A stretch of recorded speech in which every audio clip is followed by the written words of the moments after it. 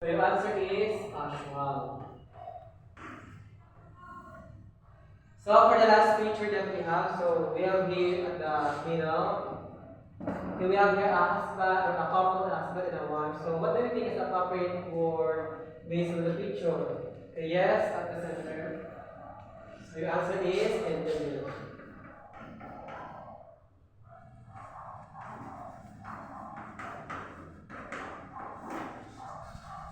So, okay, thank you for your cooperation. So, what have you noticed from our activities? So, what is or what do you think is our lesson for today? Okay, yes, at the back. Okay, very good, very well said. So, our topic for today is all about communicative style.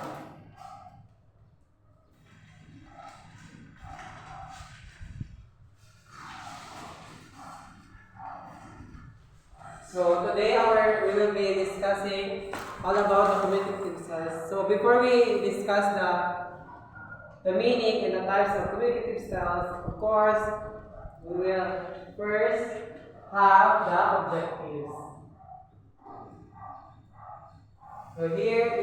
So here are our objectives. So at the end of the lesson, the students or you are able or will be able to one, learn to define the different communicative styles. Two, identify social situations in which each communicative style is appropriate to use. Three, appreciate the importance of communicative styles. And for the last, and number four, create several conversations in various situations, of course, based on the different communicative styles. So let's now define what is communicative style.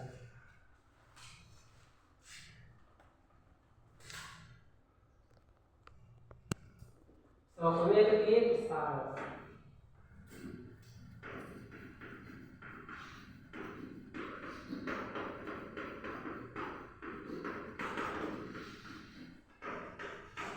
So communicative style is a certain manner or style that is applied to a specific person or place.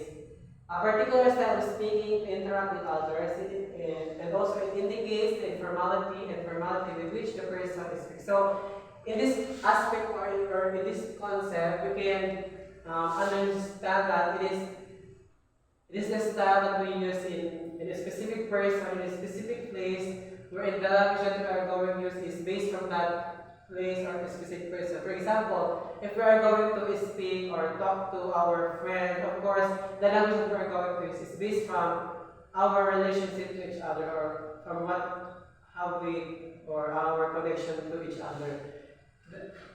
Which also indicates, yung sinasabi nga ako na it indicates the informality and formality, which means that it based or it relies based from the situation that we or the setting that we are under or we are or in the person that we are talking to.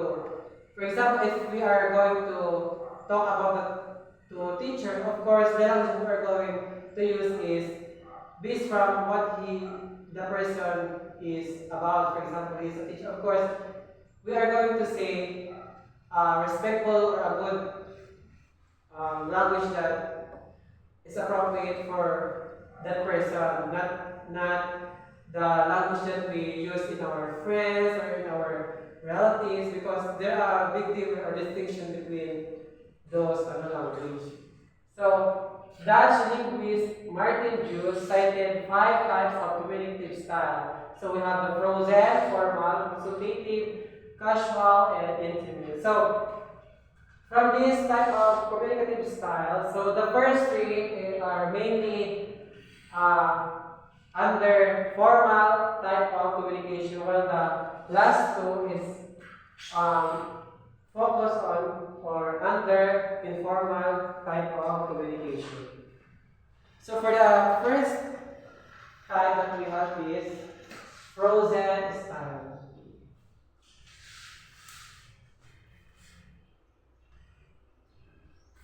So frozen style, fixed speech, rarely or never changes. Most formal communicative style that is often used in respectful situation or formal ceremony. For examples, wedding vows, prayer, the preamble of the Constitution, etc. So, based from the definition of the frozen style, the meaning is fixed speech, meaning it is already maintained and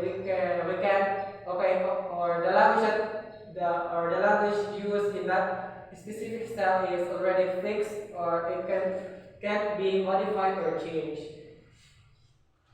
Mostly formal, of course, in this frozen style, this is a very formal style of language or communication that is merely used in ceremony or formal ceremony like wedding vows. Of course, when the priest said to the husband or in the couple that they already blessing the couple to become husband and wife, and for of course for the blessings pa na pag sinabi na po ng pare, or if the priest already said or talk about the certain words of praise given from the book or from the specific document na po, we can say that it's ready for, kasi doon na po nagpapase yung mga speaker. For example, yung sa quick, mahalata po natin sa quiz na po yung may binabasa po sila while they are using the language. Also in the prayer, we use prayer for basis in order to bless something or to bless us. And also the preamble, of course, the Constitution is already fixed na, hindi na po siya about, unless otherwise there are certain problem or change that brought from or given from the problem or issue in the government or in the country. So there will be changes in the language, but basically in the frozen style, there is no change about meaning. Fixed na po talaga siya ang language na ginagamit natin na more on ginagamit po na siya for basis na lang po siya.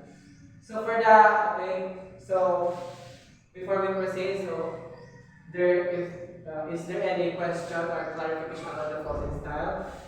Okay, good. So thank you. So for the next is we have the formal style.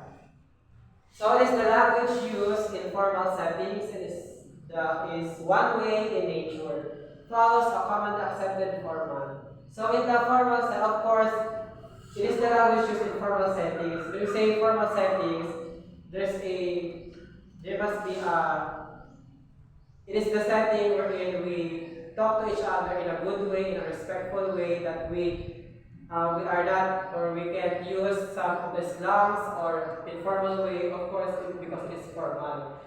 It is already stated that it is common accepted formal because basically when we talk about the formal style, the language that we use is based, or it is formed because of, or it is expressed, or it is shared to the speaker or to the listener in a correct grammar or correct format. And also one way, because when we say about one way in nature, meaning if we speak to a person in a formal way, of course, we get the other person or the person that we are talking to will be feedbacking, or will give a feedback that is also a formal, meaning there's a one way of nature that when I talk to or something about na when we speak lang deliver ng message na hindi po siya nakasama, or it is not that bad, or it is a language that used for a general purpose or general aspect. So, is there any question about the formal?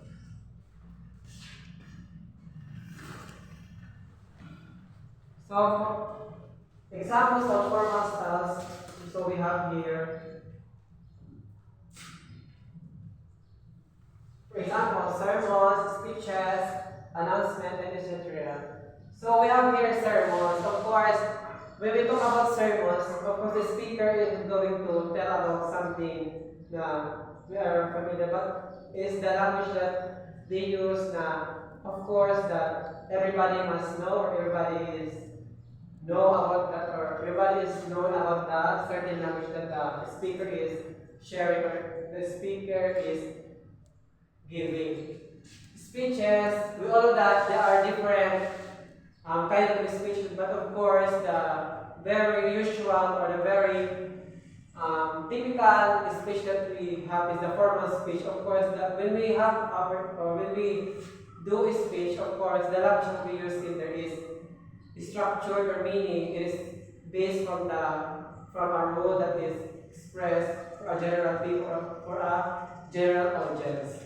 So announcement, of course, when we have an announcement, of course, it is also like a news to everyone that it is not be presented to use some words that is not appropriate or some bad words for us. Of course, it must be formal kasi it is announcement and dapat as an announcement, it must be known or it must be presented to all people na, and also it must be understood by people, and that in the way that it is in a formal style. So for the next is we have consultative style. So for consultative style, it's a formal and societal expectations accompany the users of the speech. A professional discourse. Examples: doctor and patient, teacher and student, counselor and client, etc. So for this consultative style, of course, for the formal type of communication, we can see that it is professional discourse, meaning it is the language used by or usually by professionals when they speak to their client or their person or in their, for example, in the doctor and patient. Of course, when the doctor is consulting or talking to his patient, of course, the style is for consulting. Of course, in that style is mainly focused on giving yung about ba po sa mga yung ano ba dapat gagawin ng patient. Of course, it is based from the professional or being professional of the doctor. Of course, yung parang your manner of speech is formal in a way that you are giving also your prescription or something na you are giving to the patient na he needs to or she needs to yung gawin mo dapat ito or ito mo dapat itong gamot. Of course, in order to express or present or say that any of those things, of course, instead of we're going to use is consultative because it's more on consulting. So, is there any questions? No, none. So let's continue. So for the fourth one, you have for this kind of style, it is focused or it is already under the informal type of style. So we have casual style. So it is informal language used by peers and friends. Slang, vulgarities, and the next is colloquialism are normal.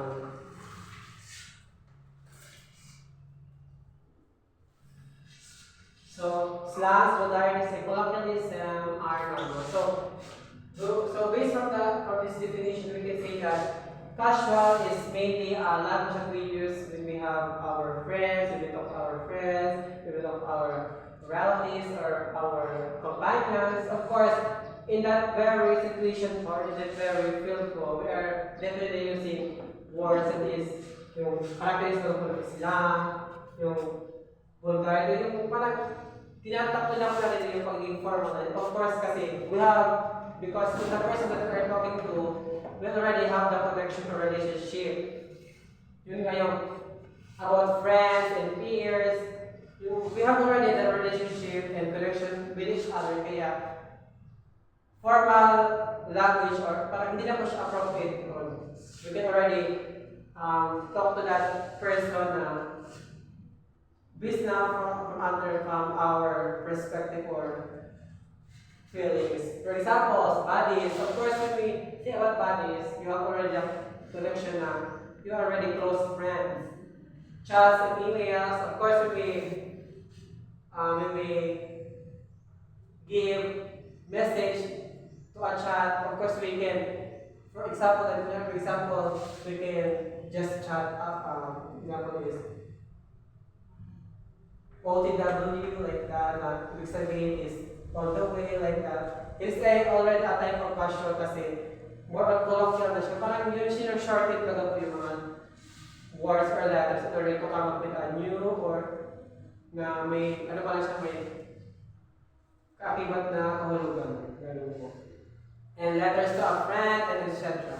So, is there any question about the casual style?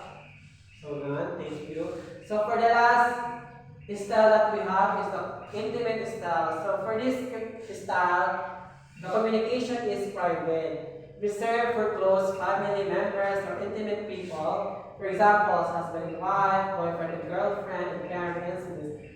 So in this type of also in this style, it is also a informal, which means we can already use non-formal language. So from the previous one, so we have casual. So basically, these two style is mainly focused that the person that we are talking to or talking with is that we already have the connection or relationship. But in this case, we have a deeper connection with each other, an intimate one. Yung sinasabi ka dito, communication is spread more on parang close na kayo in each other. So the person that you are speaking or talking to is that you are already close enough to him or to her. That it is already a private conversation or communication. That, for example, ngayon sa husband and wife, that when husband and wife is talking to each other, of course, their language is all about to each other or in their status na as husband and wife. Boyfriend and girlfriend, when they already talk to each other na may something na yung kanila nga buka na maintindihan nila sa isa't isa. Yung parent and siblings, of course, yung sa mga magulang, sa mga anak nila na may mga language na din na appropriate lang po na gagawin for sa kanila. And that will be the intimate style na more on deeper connection of about the or between the speaker and the listener. So in general, the purpose of different types of communicative style is to help people know the specific approach they should use in every situation, person, and place. So that's the very purpose of the communicative style, in order to know our specific language we use in a specific person, in a specific setting, in a specific event. So, is there any questions, clarifications regarding our topic for today? Okay, if there's none, so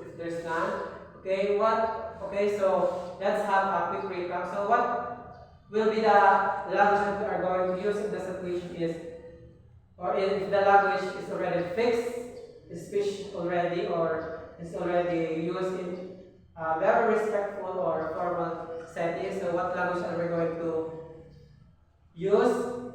Okay, very good. It is the frozen style. So how about if the situation is in the company or in the school or in the government office? So what is the language that we're going to use in that specific setting or a specific event?